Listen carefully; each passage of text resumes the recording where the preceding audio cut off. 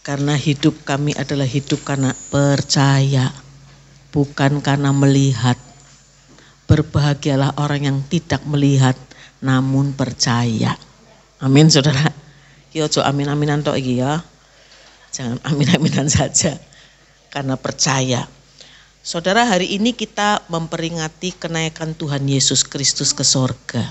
Menyediakan tempat bagi kita. Ya. Saudaraku, kita yakin percayakan bahwa kejadian itu memang terjadi karena ada saksi. Amin ya saudara ya.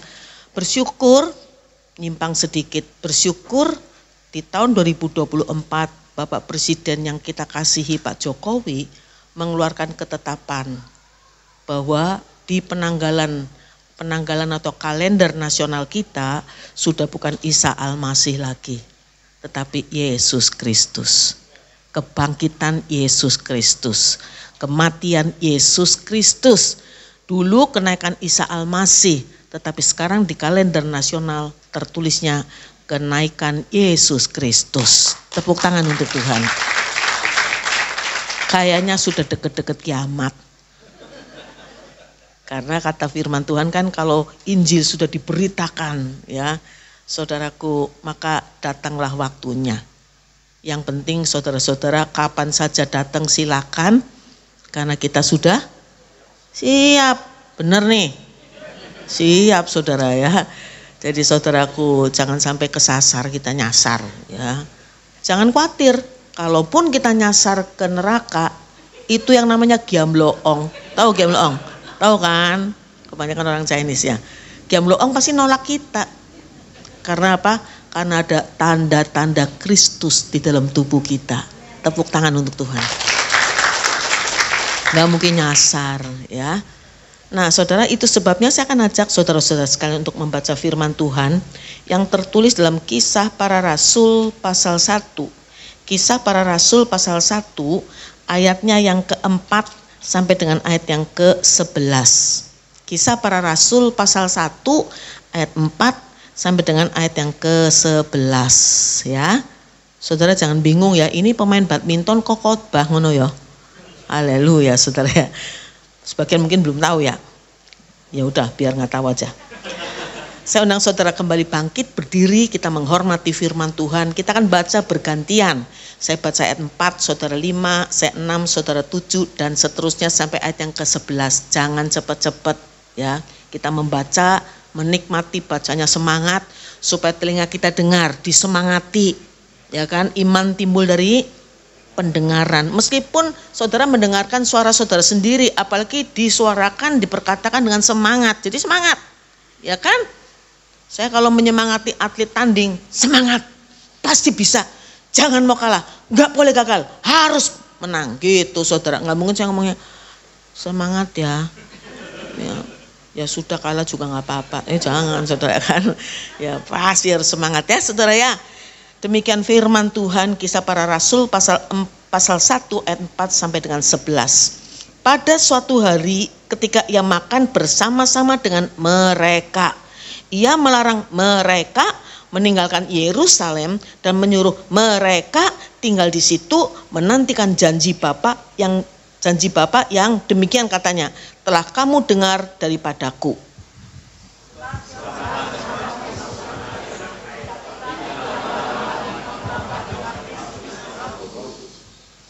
Maka bertanyalah mereka yang berkumpul di situ, Tuhan, maukah engkau pada masa ini memulihkan kerajaan bagi Israel?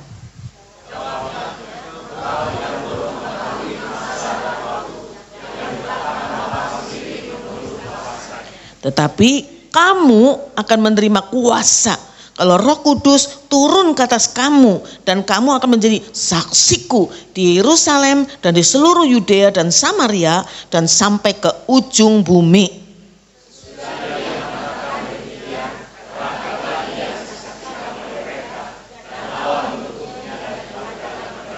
Disaksikan oleh mereka, artinya bukan satu orang. Artinya nggak ada yang lihat, bukannya nggak ada yang lihat, tapi disaksikan oleh mereka, artinya lebih dari satu orang, dan kemungkinan besar itu lebih dari 11 rasul. saudara, murid-muridnya. Jadi mereka banyak orang menyaksikan Yesus terangkat ke sorga. Ketika mereka sedang menatap ke langit, waktu ia naik itu, tiba-tiba berdirilah 2 orang yang berpakaian putih dekat mereka.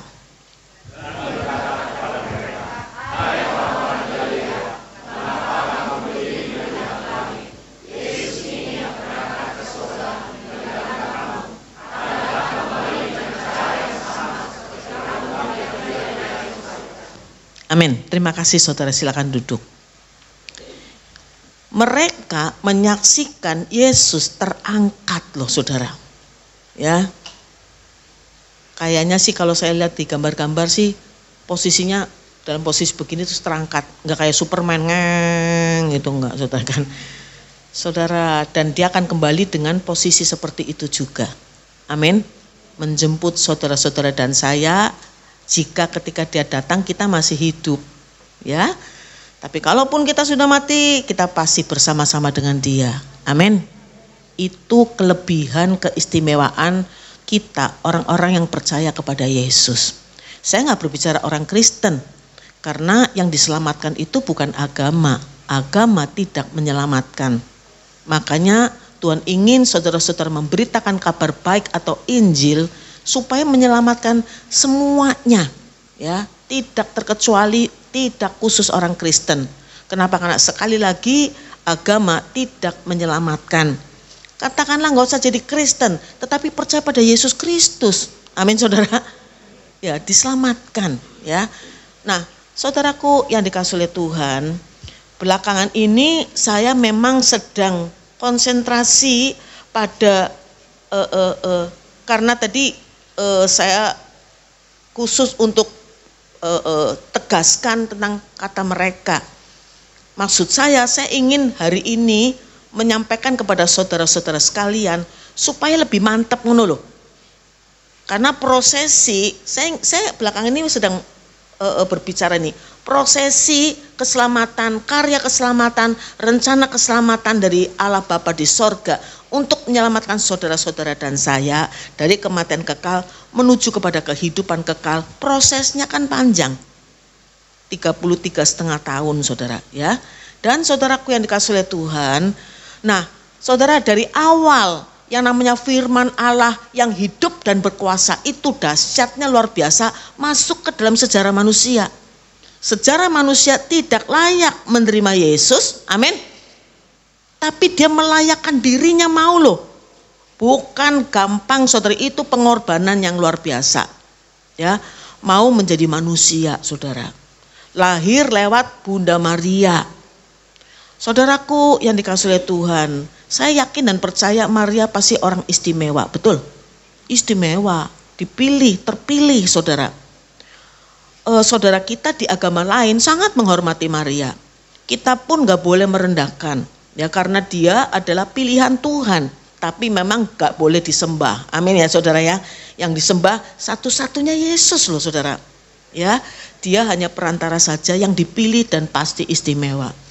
Nah saudara, kelahiran Tuhan Yesus, kelahiran Sang Firman ke dalam sejarah manusia itu disaksikan, intinya disaksikan aja, ya, disaksikan oleh begitu banyak orang.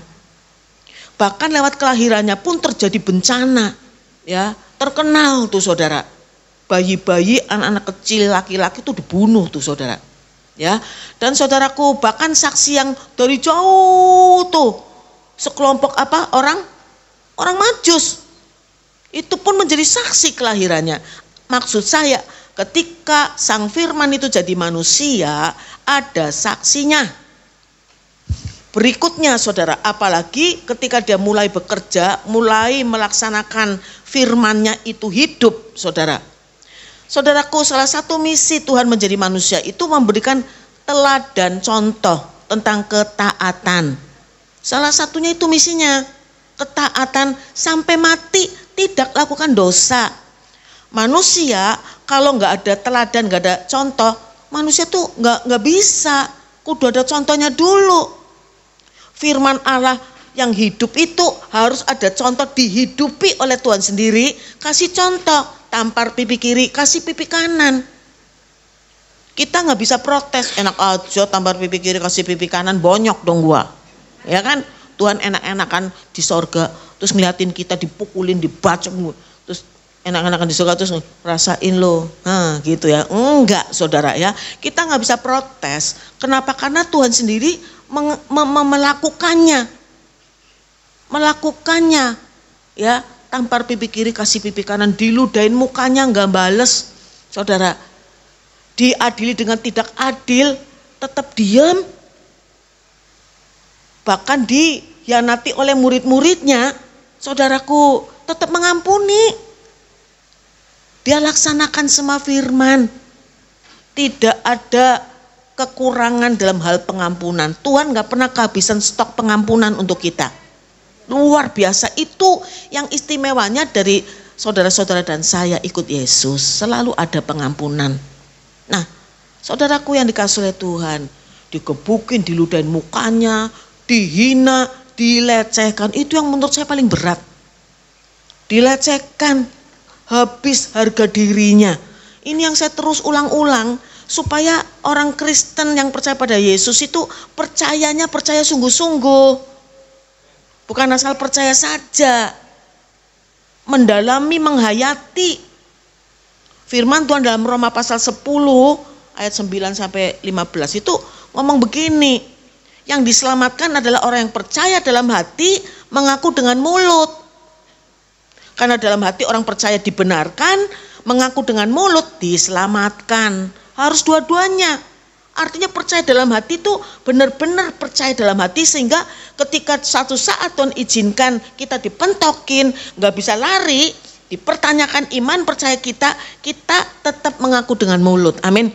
Meskipun katakanlah sudah diancam pakai golok kayak apa segala macam, saudara, banyak kejadian seperti itu. Saudaraku, mungkin satu saat bahkan orang-orang kudus itu minta supaya itu kejadian terjadi terhadap dirinya. Maksud saya, terjadilah di mana harus mempertanggungjawabkan iman, dan mereka meskipun dibunuh tetap percaya. Itu merupakan kemuliaan. Kesempatan yang Tuhan berikan kepada kita, bagaimana kita bisa membuktikan taat sampai mati.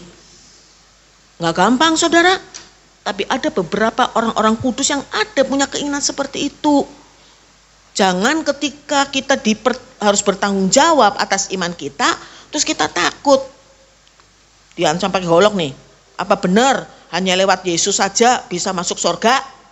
Ya kan? Kan ada ayatnya. Hanya lewat Bapa, hanya lewat Yesus saja kita bisa masuk surga. Amin saudara. Ya ketika diancam nih, terus saudara ketakutan. Terus jawabnya apa? Itu Alkitabnya salah cetak kali. Enggak saudara. Begini, kalau saya, saudaraku, kita sampaikan, kita beritakan firman Tuhan harus. Tapi harus berhikmat, enggak boleh sembarangan, ya kan? Harus berhikmat, tapi harus. Kita enggak boleh maksa juga, ya toh? Anda percaya puji Tuhan, gak percaya gak apa-apa. Kalau saya percaya, begitu kan jawaban yang paling tepat gitu loh saudara. Gak boleh lari, gak boleh tidak mengaku, harus mengaku dengan mulut bahwa Yesus adalah Tuhan. Amin saudara. Saya yakin sih satu saat pasti Tuhan izinkan itu terjadi pada saudara loh. Amin. Iya dong, sehingga kita bisa membuktikan. Jadi saudara, taat sampai mati, ya, diludahin, dicaci maki, harga dirinya, dibuka jubahnya. Orang Ibrani kalau pakai baju kan tertutup dari atas ke bawah. Kebuka dikit aja aib. Ini ditelanjangin, waduh saudara ya. Saudaraku, gak gampang, berat banget. Kenapa saya katakan begitu? Karena ketika di Taman Getsemani, Tuhan kan sudah tahu. Beberapa jam ke depan apa yang akan dia alami dia tahu, saudara. Dan dia merasa takut, sedih. Dan dia ucapkan apa? Hatiku sangat sedih seperti mau mati rasanya. Saking sedihnya, dihianati murid-muridnya. Dan harus menyelamatkan orang-orang yang jahat sama dia loh. Gak gampang saudara. Ada kesedihan, aduh. Sedih. Hatiku sangat sedih, seperti mau mati rasanya. Bahkan takut dan gentar, saking takutnya, saking gentarnya mengeluarkan keringat seperti darah. Betul? Saudara bacakan di Alkitab ya. Sedih, takut juga. Ada nggak keinginan untuk batal? Ada. Contohnya kenapa? Kan dia mengucapkan, kalau boleh lalukan cawan ini daripadaku. Tapi dengan membayangkan wajah-wajah saudara-saudara dan saya yang culun-culun ini, ya kan? Ya, teriak-teriak di neraka, saudara, timbul belas kasihan.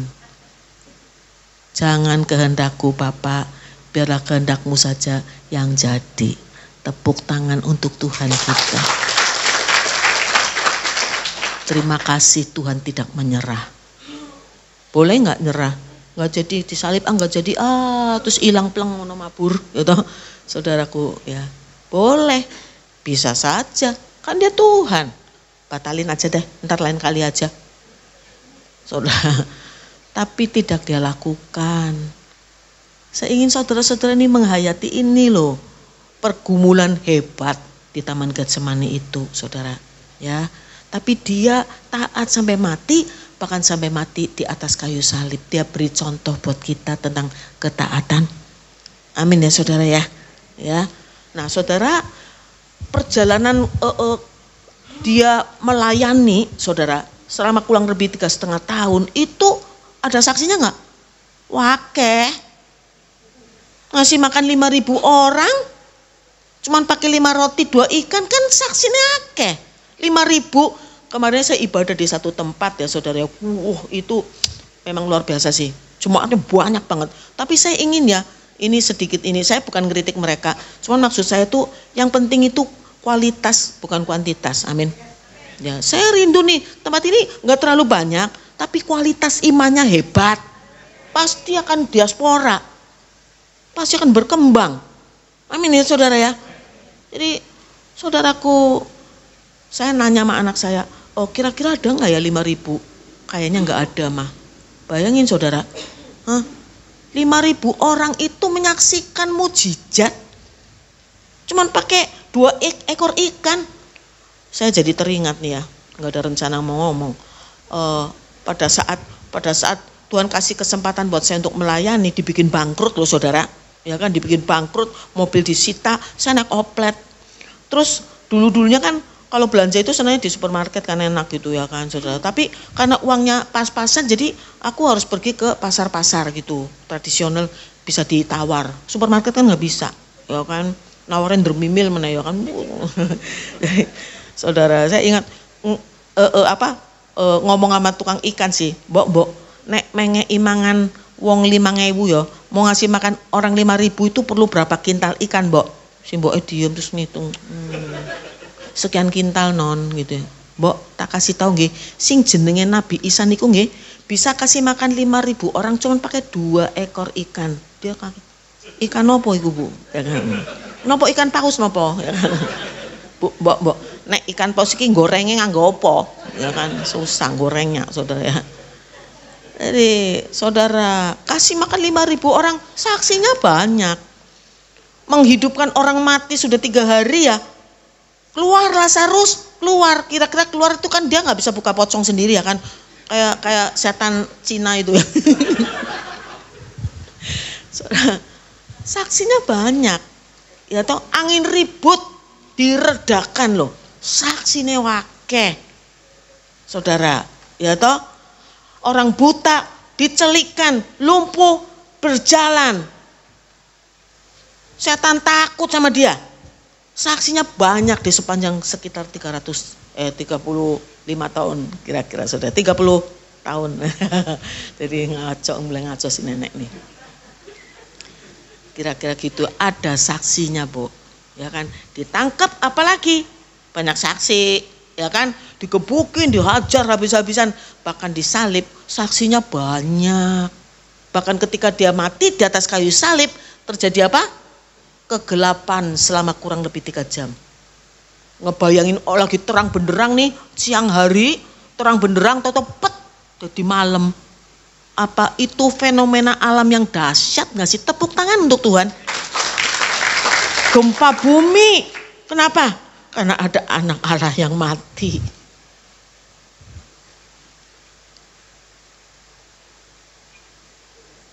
tirai di bait Allah terbelah jadi 2. Tirainya pasti tebel banget itu, ya kan, bukan kayak korden biasa, enak aja. Karena membatasi ruang Maha Kudus dan ruang kudus. Gak ada satu orang pun sembarangan masuk ke ruang Maha Kudus, mampus dia, metong ya, saudara ya, dibatasi itu. Yang boleh ke sana itu hanya imam agung, ya kan, mempersembahkan kepada Allah, ya, saudaraku. Dan ketika ke situ, itu katanya kakinya diikat pakai tali, dipegang di ruang kudus atau pelataran. Kenapa? Karena kalau dia kedapatan berbuat dosa setelah puasa 40 hari dan kedapatan berbuat dosa, mati dia.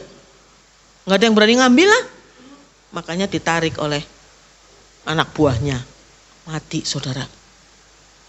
Ada batasan antara Allah dengan kita. Kenapa? Karena manusia semua berbuat dosa. Tetapi kematian Tuhan Yesus di atas kayu salib menggambarkan ada pengampunan. Tepuk tangan untuk Tuhan. Pengampunan, saudara, ya, itu luar biasa. Gempa bumi hebat terjadi, saudara, ketika Yesus mati, menunjukkan bahwa dia memang anak Allah. Lalu dikuburkan, ada saksinya nggak ada. Dan saudaraku, itu imam-imam agung dan orang-orang Farisi khusus menghadap kepada Pilatus. Ngomong gini, ketika Yesus dikubur, Om Pilatus, tolong itu kuburannya dijaga yang ketat ya. Karena pada saat dia masih hidup tuh ngomongnya gini, memang gue mati nih, tapi hari ketiga gue bangkit. Gitu. Tolong dijaga, karena nanti takutnya nih murid-murid waktu dia nggak ada tuh di kuburnya kosong, nanti murid-muridnya ngomongnya jenazahnya dicuri, Yesus bangkit, padahal dicuri tuh, ya kan? Takutnya dicuri jenazahnya. Jadi tolong dijaga yang ketat. Akhirnya dijaga dengan ketat dan ada meterainya. Dijaga ketat, saudara, ya. Tapi saudaraku yang dikasihi Tuhan, bangkit enggak? Bangkit, saudara. Terjadi juga fitnahan bahwa jenazahnya bukan bangkit tapi dicuri murid-muridnya gitu. Dan disuap para penjaga kuburan itu. Saudara, itulah kira-kira kisah yang terjadi. Dan saudara, setelah Yesus bangkit, Yesus menemui banyak orang loh. Ditemui bahkan tidak kurang dari 500 orang pun ditemui Tuhan. Dan saudaraku, di saat-saat terakhir sebelum naik ke surga, saudara, dia juga di malam hari itu menemui para nelayan, murid-muridnya yang nyari ikan, ya toh nggak dapat semalam-malaman. Begitu Yesus bilang, tebarkan jalamu sebelah kanan. Ngono ya saudaraku, iku iwake akeh banget loh. Sampai jalannya itu robek. Itu setelah Yesus bangkit, ada saksinya. Amin, saudara. Kebangkitan Tuhan Yesus itu ada saksinya karena dia menemui begitu banyak orang, saudaraku. Lalu ketika apalagi naik ke surga, banyak orang menyaksikan. Ya, maksud saya adalah kalau saudara mengerti ini, saudara benar-benar harus percaya dalam hati. Supaya saudara-saudara dan saya dibenarkan oleh Allah. Dan jangan lupa harus bersaksi. Minta kepada Tuhan, Tuhan kasih kesempatan buat saya untuk saya bisa bersaksi. Rasul Paulus mengatakan begini, sebab yang sangat penting telah kusampaikan kepadamu apa yang aku terima, bahwa Yesus mati karena dosa-dosa kita. Amin. Dan yang benar adalah dia bangkit, menemui lebih dari 500 orang dan seterusnya dan seterusnya. Itu kesaksian Rasul Paulus. Yang benar adalah Yesus bangkit. Kalau dia tidak dibangkitkan, sia-sialah kepercayaan kita. Artinya kita menyembah Tuhan yang mati. Dan yang benar, dia bangkit. Kebangkitan Tuhan Yesus itu menakutkan iblis. Makanya ada fitnahan-fitnahan dan lain-lainnya, saudara. Kenapa? Karena kebangkitan Tuhan Yesus membuktikan maut tidak berkuasa atas dia. Maut tidak berkuasa atas dia. Karena dia adalah Tuhan. Tepuk tangan untuk Tuhan. Saudara harus bangga. Kita menyembah Tuhan yang dahsyat, yang di sepanjang hidupnya ada saksinya. Kalau yang lain tuh gak ada saksinya. Ada yang katanya naik turun ke surga sampai 8 kali apa? Emang ada liftnya? Pakai lift kali ya kan? Saudara naik turun. Kan dia itu maksudnya kalau yang begitu gak ada saksinya. Istrinya di sebelahnya juga gak tahu. Dia naik ya kan saudara ya. Kalau itu gak ada saksinya itu hanya pengalaman spiritual. Pengalaman spiritual pribadi. Betul gak? Kayak gue nih ngomong nih. Oh Pak Pendeta saya semalam itu naik ke surga. Ya kan. Ya tapi kan gak ada saksi. Ya toh. Gue lihat lu masih tidur ngorok lagi ya. Saudara gak ada saksi. Ya. Jadi saudaraku ada yang bersaksi. Dulu nih dalam kepercayaan saya yang dulu itu ya agamanya tuh menyatakan bisa begini, bisa begitu, tapi nggak ada saksi. Untuk itu aja gua mau mati loh, gitu. Apalagi sekarang, yang sekarang ini ada saksinya. Ya, amin ya saudara ya. Puji Tuhan ya. Saya berdoa supaya apa yang saya sampaikan ini benar-benar menjadi iman percaya saudara. Hidup kami ini hidup karena percaya, bukan karena melihat. Saudara nggak ngelihat kan? Saudara cuma dengar-dengar doang, saudara cuma baca-baca doang, tapi kok percaya? Aneh kan? Sehingga menurut saya nih dalam bayangan saya, Tuhan bangga sama saudara. Terharu, saudara menghadapi masalah berat, luar biasa. Iman keseret-seret, tertati-tati ngikut Tuhan itu gak gampang loh. Tapi saudara gak nyimpang kanan, gak nyimpang kiri. Tuhan bangga sama saudara. Tuhan ingin supaya dalam keadaan apapun juga saudara tetap percaya. Maka penting sekali memperkuat iman percaya kita. Lewat apa? Lewat pemberitaan dengar firman dan baca firman. Karena firman Tuhan yang kita baca dan kita dengar jelas. Gak akan pernah hilang. Kita lupa mungkin ditulisnya di mana ya. Aku juga suka lupa ya Pak Pendeta ya. Tapi gaungnya tuh kita gak akan lupa.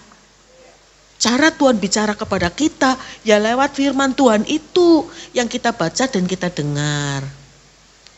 Dan lewat Roh Kudus mengingatkan kepada kita tuh. Bersyukur saudara terima Tuhan Yesus sebagai juru selamat, saudara menerima Roh Kudus kan? Dan Roh Kudus pun saya yakin percaya tidak pernah tinggalkan saudara. Karena apa? Karena itu janjinya. Janji Tuhan, firman Tuhan tidak pernah berubah, tidak pernah gagal. Catat baik-baik. Tidak pernah berubah, tidak pernah gagal. Pasti dilaksanakan. Janjinya, aku akan menyertaimu senantiasa sampai kesudahan. Bisa bicara karena ngalamin. Menghadapi masalah berat luar biasa. Saudaraku, ya, sayanya mau jahat. Saya sakit, bukan sakit hati. Tawar hati, sakit hati juga sih. Kecewa berat sama Tuhan. Sehingga saya gak mau ke gereja. Ya kan, gak mau berdoa. Apalagi pelayanan udah gak mau. Saudara, dan ketika saya merasakan Roh Kudus begitu kuat hadir, saya malah usir-usir, saudara sana. Jahat banget saya. Tapi puji Tuhan, Roh Kudus gak tinggalkan saya loh. Saya dijaga. Sehingga gak nyimpang kanan, gak nyimpang kiri. Banyak godaan lah. Banyak bujukan, banyak godaan. Tapi Roh Kudus memagari saya. Gak pernah sakit hati sama saya. Gak pernah ngambek. Ya wis tak tinggal aja kowe mati lo ya. Enggak saudara ya. Saudara mengerti ini. Ini pelajaran yang harus saudara tahu. Saudara dan saya istimewa. Yesus yang tidak mengenal dosa dibuat oleh Allah menjadi dosa karena kita. Supaya di dalam Yesus kita dibenarkan oleh Allah. saudara-saudara dan saya menjadi orang-orang yang benar. Maka surat Yakobus ngomong apa? Doa orang yang, ayo dong apal dong, paling apal gue pasti. Doa orang yang bila dengan yakin didoakan sangat besar kuasanya. Tepuk tangan untuk Tuhan. Jangan ragu-ragu. Saudara sudah berdoa, percaya Tuhan pasti akan jawab. Ya. Dan percaya doa-doa saudara didengar oleh Tuhan. Pertama kali saudara berdoa, Tuhan sudah dengar. Dan Tuhan sudah catat. Kitanya sendiri kadang lupa loh. Saya pernah saudara, kira-kira 5 tahunan yang lalu, peristiwanya itu di tahun berarti tahun berapa, 2019-an ya. Saudaraku, saya berdoa 15 tahun sebelumnya nih, 2004, itu tuh nggak ada jawaban. Tapi di tahun 2019 terjawab. Sayanya yang berdoa udah malas kan, nggak dijawab-jawab, Tuhan mungkin udah nggak sakti lagi gitu ya kan, saudara ya. Sayanya sudah lupa, saya kaget bukan main, dijawab di tahun 2019. Jadi saya sekali lagi sampaikan, begitu saudara berdoa, Tuhan sudah dengar, langsung dicatat, langsung bikin rancangan untuk jawab doa-doa saudara. Dan penting buat kita juga, kita berdoa, kita memohon kepada Tuhan, maka kita bukan hanya believe saja tetapi trust. Kita serahkan, kita berserah penuh kepada Tuhan. Kenapa? Karena Tuhan yang paling tahu yang terbaik untuk kita. Jangan protes. Kadang doa-doa kita nggak dijawab, pasti ada maksud Tuhan. Dijawab tidak seperti yang kita inginkan, pasti ada maksud Tuhan. Amin. Kalau kita pasrah seperti itu, yakin percaya saudara-saudara dan saya biji matanya Tuhan. Saudara-saudara dan saya kesayangannya Tuhan, nggak mungkin dikecewakan. Amin ya saudara ya.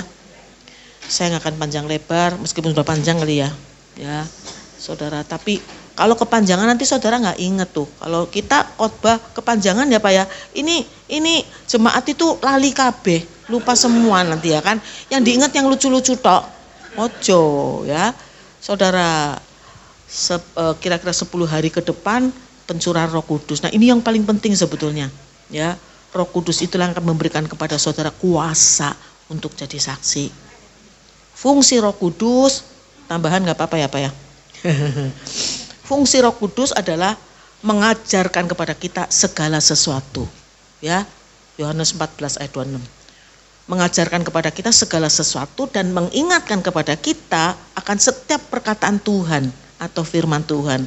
Itu fungsi Roh Kudus. Mengajarkan kepada kita apa saudara? Salah satunya tuh ya, mudah-mudahan saya catat. Salah satunya itu adalah penting. Matius pasal 7 ayat 12. Saudara harus ingat ini ya, karena ini bagus nih, penting buat kita. Matius pasal 7 ayat 12. Firman Tuhan begini bunyinya saudara ya. Ada enggak? Kita baca ya saudara ya. Ini bagus banget nih. Saya banyak diberkati oleh ayat ini. Diselamatkan juga supaya saya enggak emosi gitu ya. Saya emosian orangnya saudara. Kita baca sama-sama. 1, 2, 3. Segala sesuatu yang kamu kehendaki supaya orang perbuat kepadamu, perbuatlah demikian juga kepada mereka. Itulah isi seluruh hukum Taurat dan kitab para nabi. Amin. Segala sesuatu yang kamu kehendaki nih, supaya orang perbuat kepada kita nih, kita kepengen orang menghormati kita dong. Ya. Lalu apa? Kita juga harus menghormati orang lain gitu. Kita ingin orang menghargai kita, kita harus menghargai orang lain. Sebaliknya, kita nggak mau orang lain itu menghina kita. Kita jangan menghina. Ini isi seluruh hukum Taurat dan kitab para nabi. Saya diselamatkan sering dengan ini loh saudara ya. Jadi saudaraku, maka kalau saya lagi kesel gitu, kamu kan nggak mau kan dikasarin, ya toh. Jangan ngasarin orang gitu saudara. Amin. Iya ya. Lalu mengingatkan kepada kita banyak hal saudara. Wow, marilah kepadaku semua yang letih lesu dan berbeban berat. Itu juga memberi kekuatan. Amin saudara. Ya. Ketika kita berdoa, ya, kita minta sesuatu kepada Tuhan, tapi belum ada jawaban. Semakin diharapkan, semakin nggak bisa diharapkan. Nyesek nggak? Nyesek lah, saudara. Ya, semakin tertindas, semakin berat beban hidup kita. Tuhan undang kita loh. Marilah kepadaku semua yang letih lesu dan berbeban berat. Jangan khawatir, serahkan, ya. Maka aku akan memberi kelegaan. Penting, perlu nggak kita dalam hidup ini punya kelegaan? Perlu. Nyesek, saudara. Nyesek. Saya berhubungan dengan pekerjaan saya itu macam-macam, saudaraku. Ya, perlakuan dari klub lain, perlakuan dari PBSI, nyesek. Karena kita kadang nggak bisa berbuat apa-apa, saudara, nyesek. Tapi Tuhan panggil, undang, mari kepadaku, aku akan memberi kelegaan. Bahasa Perancisnya apa? Plong. Plong atine ya toh? Ya kan, plong atine. Wah. Pikulakuk yang kupasang, belajarlah padaku karena aku lemah lembut dan rendah hati. Itu satu-satunya yang Tuhan ucapkan secara jelas bahwa sifat Tuhan itu rendah hati. Rupanya orang kalau rendah hati itu lebih tenang ya hidupnya ya, benar gak sih? Ya, selalu menganggap, ya selalu positive thinking gitu loh. Kenapa sih dia marah-marah terus gitu di kantor nih ya kan? Ada seorang bapak tuh marah-marah terus waktu saya di Bank Indonesia. Saya cuma ngomong gini, kelihatannya tiap hari tuh berkelahi sama istrinya gitu ya kan. Terus oh iya tenang gitu ya. Gitu saudara ya. Jadi selalu pikiran positif. Dulu kalau naik mobil atau naik motor gitu ya, saudara, disalip-salip sama orang marah saya pasti kejar. Ya. Kalau nggak kekejar, saya gitu saudara. Bandel kita, biar perempuan atlet itu udah kayak laki-laki aja bandel ya. Sekarang ini enggak sih saudara. Tadi juga disalip-salip sama mobil putih tuh. Wah, gimana sih ini? Oh, saya pikir ini nggak usah marah lah. Kayaknya pendeta nih. Ya. Mau khotbah terlambat dia ya. Positif aja. Amin ya saudara ya. Ya puji Tuhan. Khawatir, nggak usah khawatir tuh kata Tuhan. Tuhan bicara di Matius pasal 6, jangan khawatir. Ya. Bapa di surga tahu apa yang kamu butuhkan. Tapi cari dulu kerajaan Allah dan kebenarannya. Semuanya kan ditambahkan. Ojo goleki, kami tidak memperhatikan yang kelihatan saja, tapi yang nggak kelihatan. Kan yang kelihatan itu sifatnya sementara, tapi yang nggak kelihatan kekal sifatnya. Cari dahulu kerajaan Allah dan kebenaran. Maksudnya tuh apa sih? Melakukan firman Tuhan. Ya, dengan taat dan setia. Ngumpulin poin, Bu, Ibu paling seneng ngumpulin poin kan? Ntar dapat setelah poin sekian dapat dandang, panci. Seneng kan, Bu? Iya. Ngumpulin poin supaya ketika masuk surga kita layak masuk surga memang. Pede. Saya yang sering ngomong kan gini, seneng saya ya. Masuk surga itu pede ngono loh. Kan ada tanda-tanda Kristus ya kan, sudah melakukan firman Tuhan, berjuang lakukan firman Tuhan. Jadi wah masuk. Jangan malu-malu, nggak enak hati. Karena sering nggak setia, sering parah gitu. Jadi masuk surga tuh selinguan, pelan-pelan nengok kanan. Pakai ngomong ternyata masuk juga. Jangan dong. Ternyata masuk juga ya. Puji Tuhan ya saudara ya. Itu kekhawatiran pun bahaya. Bagi para atlet tuh khawatir tuh bahaya loh. Ini tadi dia interogasi aku, wawancara dia nanti. Dia wawancara gue nih tadi nih ya kan. Panjang lebar ya kan. Nomor rekening gak? Saudaraku, itu kekhawatiran. Itu tuh bikin masalah. Khawatir kalah, bahaya. Langsung jadi lemes. Wah jangan-jangan nih. Kalau aku, kan dia chopnya bagus tuh. Atau smashnya bagus, waduh begitu dicop langsung ini kaki nggak bisa ngambil dah gua dah. Benar-benar nggak bisa ngambil, ya kan? Kita berdoa bersyukur pada Jojo ya, Jonathan Christie. Ya menang terus lah, dia bersaksi terus, amin. Tepuk tangan untuk Tuhan. Hebat ya, satu-satu yang tidak terkalahkan anak Tuhan lebih daripada pemenang, amin. Iyalah, kan Ogut ngalamin juga. Kalau saya ngalamin, Jojo ngalamin, saudara-saudara juga ngalamin juga. Apa bedanya? Bedanya saya juara dunia, saudara enggak. Tuhan baik ya. Saya berdoa supaya hari ini saudara mendapatkan sesuatu yang semakin memperkuat iman percaya kita. Semua yang terjadi itu ada saksinya. Amin. Tuhan Yesus memberkati saudara semuanya.